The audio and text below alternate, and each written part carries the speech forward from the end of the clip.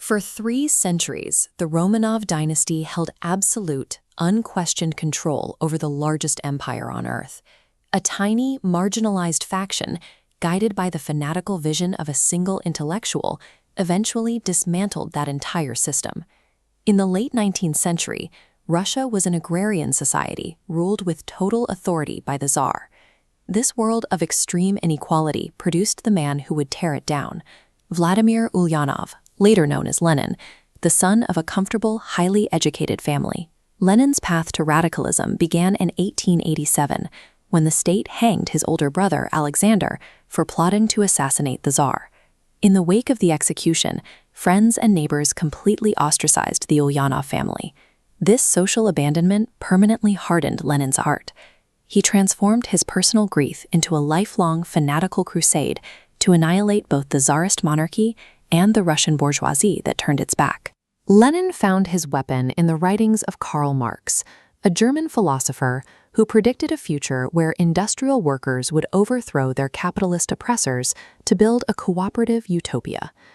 But Marx's theory had a specific requirement.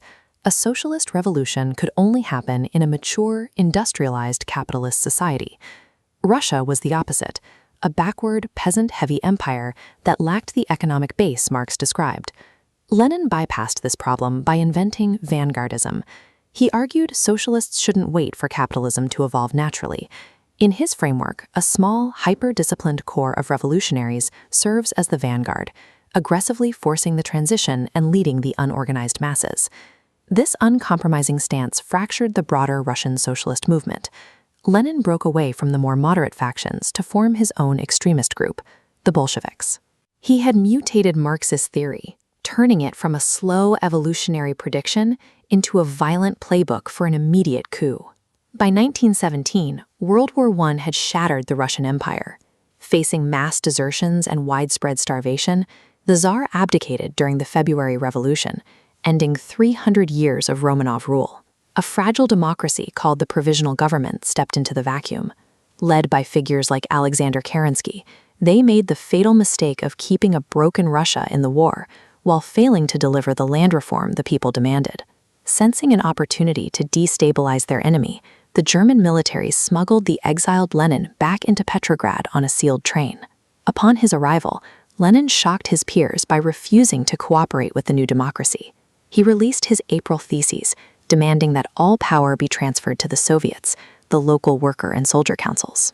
While the government struggled with complex policy debates, Lenin simplified the struggle into 3 words: peace, land, and bread. He successfully positioned the Bolsheviks as the only alternative to a failing state. The state rapidly destabilized after a disastrous new military offensive sparked massive citizen riots known as the July Days. During a subsequent right-wing military coup attempt, the desperate provisional government was forced to turn to the Bolsheviks for help, arming Lenin's followers to defend the capital.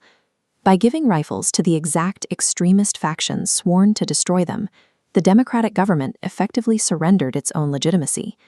Lenin sensed the window of chaos was closing. He snuck back into the capital in disguise and ordered an immediate seizure of power, telling his party that history would not forgive them for waiting. On the night of October 25th, Bolshevik Red Guards swiftly occupied all key infrastructure and the Winter Palace. The provisional government was removed overnight in an almost bloodless takeover. The October Revolution succeeded because a highly organized vanguard perfectly exploited the dying government's total exhaustion. Following the coup, Lenin allowed previously scheduled national elections to proceed, only to see the Bolsheviks win less than a quarter of the vote. When the democratically elected assembly met for its first day, Lenin sent in armed guards to shut it down permanently. Democracy in Russia was killed in its infancy.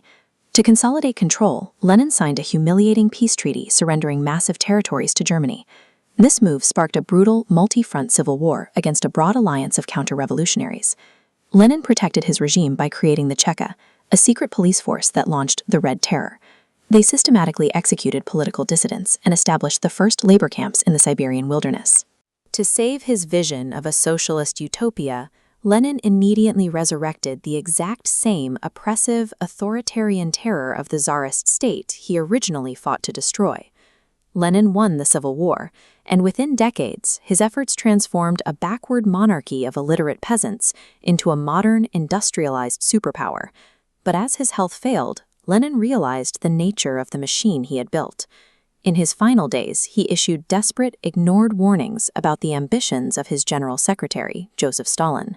Stalin inherited Lenin's exact architecture, the vanguard party, the secret police, and centralized control, and used it to terrorize millions for a quarter of a century. Lenin's ultimate legacy is the proof that a ruthless vanguard could bend history to its will, replacing one tyranny with another, and leaving behind a totalitarian blueprint that would define the darkest chapters of the 20th century.